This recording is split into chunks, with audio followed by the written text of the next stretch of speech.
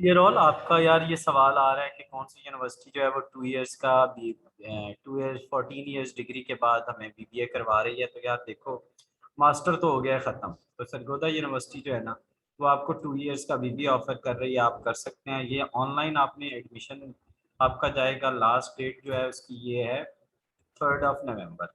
तो 3 नवंबर तक आपके पास डेट है। उसके बाद web portal will be active from 20 अक्टूबर। ठीक है, यानी एडमिशन शेड्यूल जो है तो उसमें आप 20 अक्टूबर के बाद आप अप्लाई कर सकते हैं। उसके अलावा जी ये उसकी मेरिट लिस्ट हैं इस तरीके से लगेंगी।